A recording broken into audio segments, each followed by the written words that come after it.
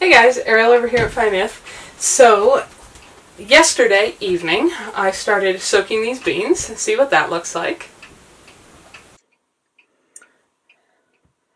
Okay, so here's the start. Totally cover these with a good bit of water. Knock the floaty ones down in there because they will swell more than you think they will.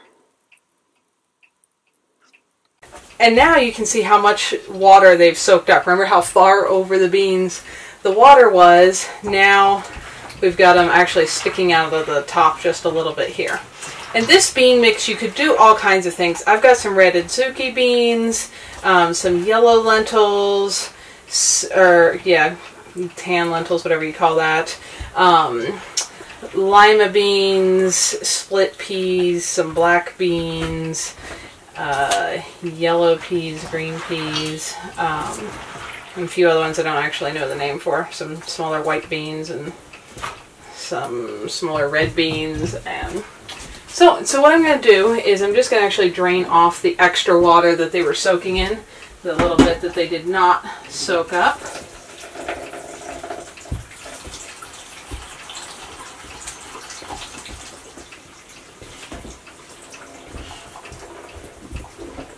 That doesn't have to be exact, but I'm draining most of that off, and you can see how much they've swelled up. So if you don't like making gigantic pots of something like this, I'm going to start with less beans than you think you'll need, because once they start soaking up water, you are going to have a lot.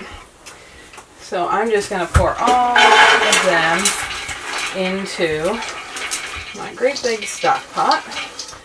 Just scrape them all out of this bowl. Go. Okie doke. And you could probably use a smaller pot. I just like having plenty of room to cook this. Now, I'm going to use some of my bone broth, which I've frozen. I am actually in the process of doing a video because I've got another batch going right now showing you guys how to make that, because I use it for everything. So these are still mostly frozen, as you can see. I just pulled them out of the freezer a little bit ago. This, I believe, is all turkey or a turkey or chicken mix. Turkey is my personal favorite flavor for broth, but I like all kinds of broth. So there we go.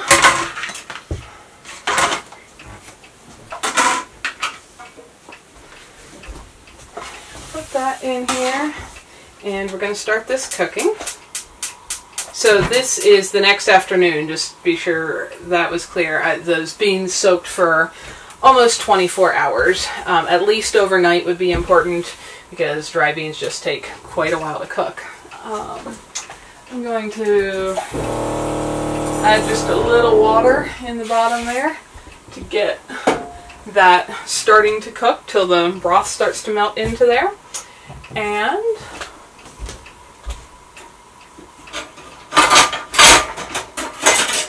my favorite knives are always in the dish rack because I use them for everything. I'm going to put some onions in here. Some of these are starting to get just a little soft. These are some of the very last ones of the onions that I grew last year. They keep for most of the winter, but this one feels like it's getting just a little soft at this point. Not too bad in the middle. So I'm going to do that. And you could, for the bean mix, you could do really any combo you like. All the different beans tend to have different, like most other things, and that's one of the reasons I love eating and growing and cooking such a variety of foods, tend to have different nutrients in them. White beans of various kinds are some of the best things you can eat for your heart health. Adzuki beans, the little dark red ones, they're super nutritious, and so on. So I just like to do a whole variety.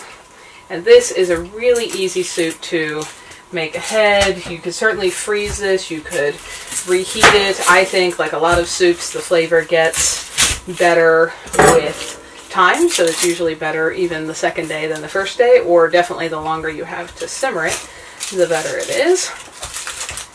And so here we go. Outside today, there's been a few holes in the clouds. We've seen sun for a minute, but Other than that, it's been kind of cloudy and a little drizzly, and I think it's snowing on the mountain just above me, but it's mostly coming down as drizzle off and on here. There we go. This is all going to go out in the compost for the worms to eat. Just stuff it all in here for now. And I'm sure somebody will ask where Burley is. He's eating a bone right behind them, kind of under the camera. That's why you can't see him. He's not that interested in bean soup. Go. Also, something I don't have at the moment here would be celery. That would be really good with this. I just don't have any right this second, and so I'm not putting any in. But that would be very delicious. So I'm just going to dice my onions up. This is going to cook for a long time, so I don't need to have super tiny little bits because they're all going to cook very soft.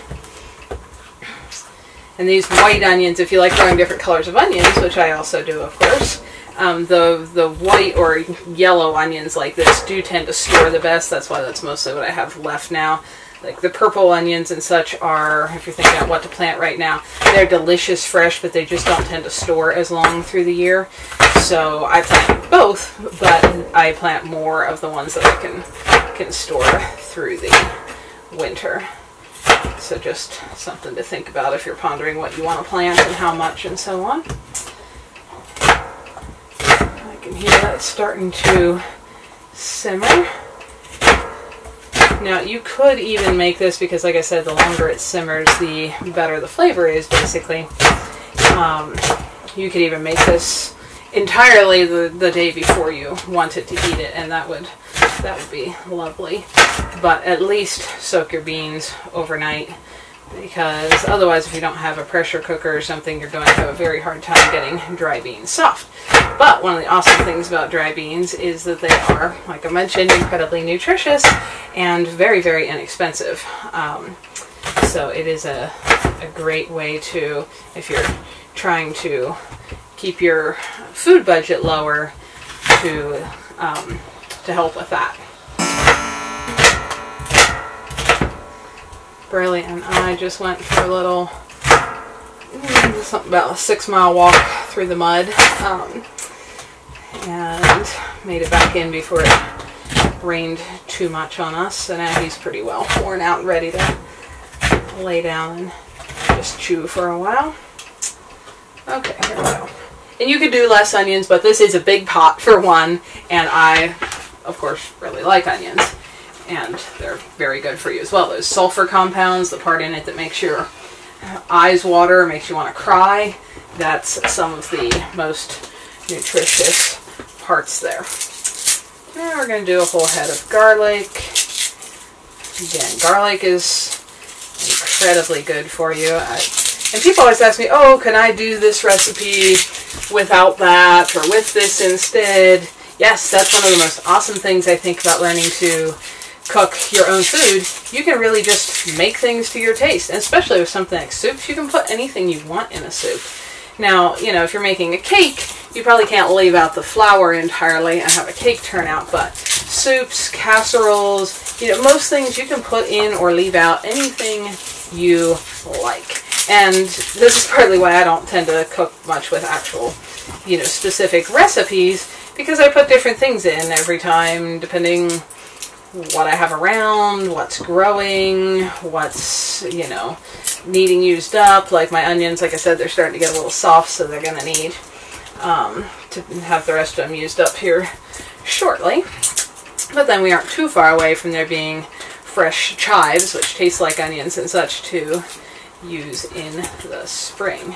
And the garlic should be growing out there under the snow, but it's not quite melted enough for me to see it yet. But usually it's got green sprouts up by the, even just before the snow actually melts the whole way off of it.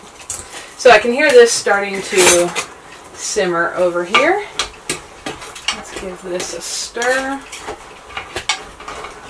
Get our broth blocks down in there. Now if you don't have broth, you could just use more water. The broth is just going to give you two things.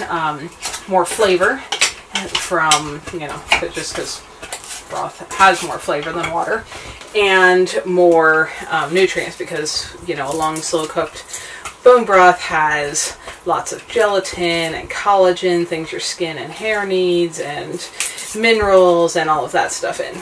But if you didn't have that, you could certainly just cook the beans in water. Or you could make a broth. I very rarely eat any pork, but if you do and you like pork, you could use like a ham bone or a pork hock and just simmer the whole bone right in with your water and beans. That's, I think, how this recipe was originally done. The first copy I saw of something like this that I made growing up was called a French market soup, and I think it called for a ham hock to be simmered in with there. So you'd be making kind of your own bone broth as the beans simmer slowly. So that's another option. Like I said, I don't eat much pork, so that's not what I'm using, but you certainly could. And that would give you a lot of the bone nutrition leaching into your water as well. Oh, you know what I'm forgetting? I have this really cool thing one of you guys sent me for peeling garlic. So it's this little silicone sleeve, and I forget to use it because I'm so used to not having it. But it works really well. So you just put a garlic clove in there and just kind of roll it firmly like that. And it usually splits it clear open. Sometimes you still have to, you know, pop the clove out, but it completely loosens it. And sometimes it, like that, takes the, you know, peel, shell, husk, whatever you want to call that, completely off. If they're smaller ones, sometimes you can do a couple in here at once, but it's kind of nice, especially if as your garlic gets older. If you've stored it for a while, you probably know it gets a little bit dehydrated, or at least it does here because our air is so dry. Maybe it would get more moldy or something different in other places, I'm not sure. But when it's fresher garlic, it's so tight and snug inside its little shell there that it can be a little bit of a challenge to pop them out. So anyway, that thing is really handy. I wasn't sure how well it would work, but I think I'm a fan. Presuming, as you just observed, see that one just came out clean, then occasionally you have to tap this to shake the papers out that get stuck in there. As long as I remember to use it, but for so many years I've not had one, and I tend to forget till I'm halfway done getting my garlic ready that I have it here. But it really is a tool that kind of seems to speed up this process a little bit. And since you know I like to cook with lots and lots of garlic, that is helpful for me. Let's get two more cloves here. And again, of course, you can use whatever amounts of these things you like. You could do less garlic, you could do more garlic. Okie doke. So that's all of our peels and husks there. And our garlic cloves here. And several people asked me about knives. This bigger one is a Cutco knife. It was given to me quite a few years ago as a birthday gift by a friend. And it was an awesome gift. I use it all the time for everything bigger for sure. And then these little knives I really love for everything smaller I do. I use their Rata cutlery. They're very inexpensive. They're all stainless steel. And I use these things multiple times a day, most days. And they last forever. They're easy to sharpen. The blade's just a little bit flexible. It's not nearly as thick and stiff as one like this, which is nice for peeling things. And again, I'm just making kind of largish garlic chunks in here because this is going to simmer together for hours, and so they're going to have plenty of time to cook soft and have all their flavors blend together, so I don't need to dice them up into real small little bits. Just kind of slicing each clove like that. Or you could mash it or dice it. Or one of the things that I was going to mention, because somebody was telling me, oh, their husband or their children or whatever doesn't like this or that vegetable or onions or garlic or so on. I haven't actually found that many people really dislike the vegetables. They seem to more dislike the idea of this, and I base that on that I used to work with a bunch of teenage boys, and one of the things I did was cook I did a lot of other things as part of that job, but one of the things I did was a lot of cooking, and it was usually for a fairly large crew of both my coworkers and the boys we were working with, and so I was generally cooking for about, 20 fairly hungry men and teenage boys who tend to have good appetites. And while plenty of those young men thought and would tell me that they did not like vegetables, and if I would, for instance, make a tomato soup the way I like it, all chunky with lots of onions and garlic, I would get lots of, "Ew, I don't like that. I don't like those things." But if I would just put all my onions and garlic in a blender, and again, I was making large portions here if you're making a meal for 20 hungry guys at once. So I'd just fill up the blender with garlic and onions and blend it till it was like a puree, and then mix that into the soup. And everyone thought it was the most awesome soup they'd ever tasted because they actually did like the flavor.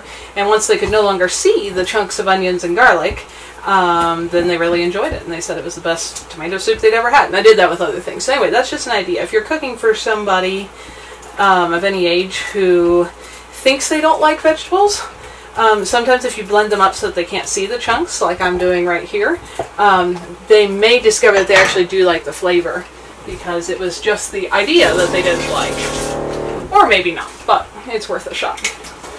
Okay, so we got onions and garlic and all of our beans in here, and broth starting to melt down in. And it's simmering and steaming. So it's starting to smell good. Now we need some seasonings in here, and I will clean up that mess shortly. Worcestershire, I never know how people actually pronounce that, is delicious in this, and this is again a big pot, so I'm going to do like half a cup or so. That gives this a really rich flavor. Salt kind of helps break down the exterior coating on those beans, which have been breaking down as they've soaked for the last day, but that helps to break them down further so they're more digestible. This is Celtic gray salt. Use some kind of unfiltered or unprocessed salt with minerals in it. Oh, and then herbs. Well, let's see here. Let's do some thyme. Let's do my favorites, of course. Basil and oregano, that's pretty good in just about any kind of soup. And just like everything else, you can use the herbs and spices you prefer with almost any recipe to give them different flavors. So you can make it whatever kind of flavor you most enjoy and experiment with different things. I have a whole post about spices and different ones that tend to go, this is oregano, so I've done basil, oregano, and thyme. Different ones that tend to go particularly well with particular foods, chicken or tomatoes or whatever, and if that's helpful, you can check that out. Where's my marjoram? There we go, I'm going to do some marjoram. And we're going to let all of these flavors simmer together there, mix them in. This is already starting to smell really, really amazing.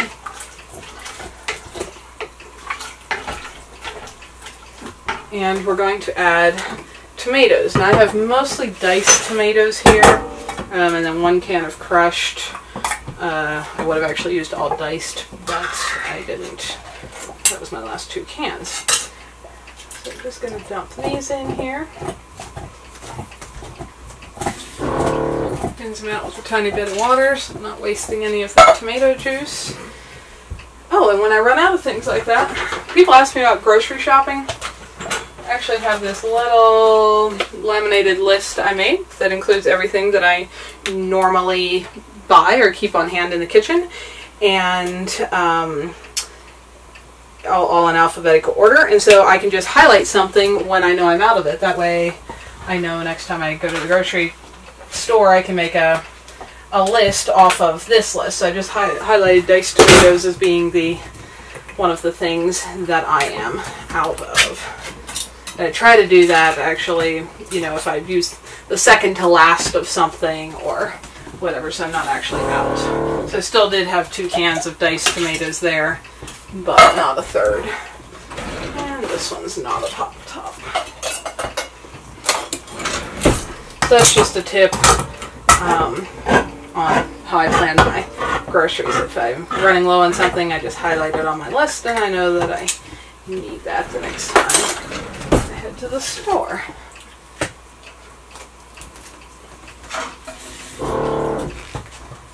There we go. Stir our tomatoes in.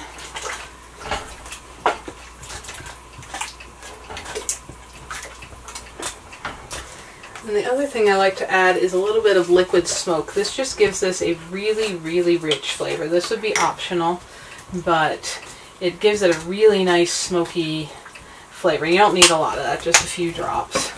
That is just delicious with the beans. And that's that. Just gonna let the whole pot simmer just on low, just enough to keep it bubbling for, it's almost 3 in the afternoon now, so probably for the next 3.5 hours at least. And like I said, the longer the better. So you could start in the morning and simmer it all day.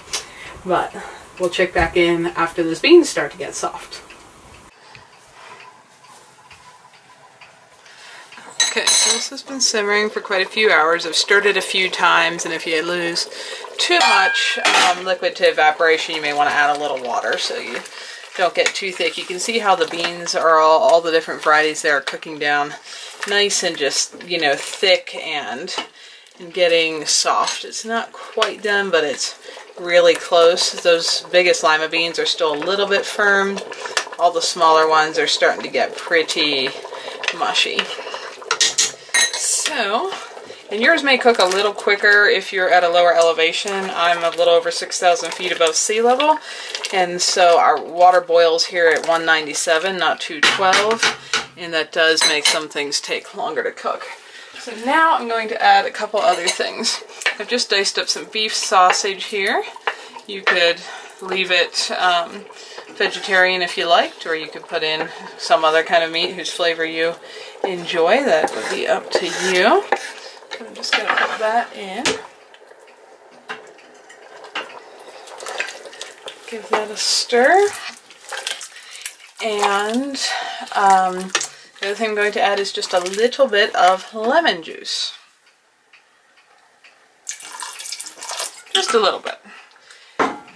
And we're just going to let that all cook through for a little bit more, and it will be done and ready to eat.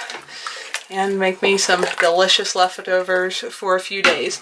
One of the reasons this stuff is so awesome is because it is nutritious and it's relatively inexpensive. Like I mentioned, dry beans are pretty inexpensive, and tomatoes as well. I make my own broth from bones that would otherwise be thrown away, and so on. So there's not much in here other than adding the sausage. I dry my own herbs that, you know, costs a whole lot at all.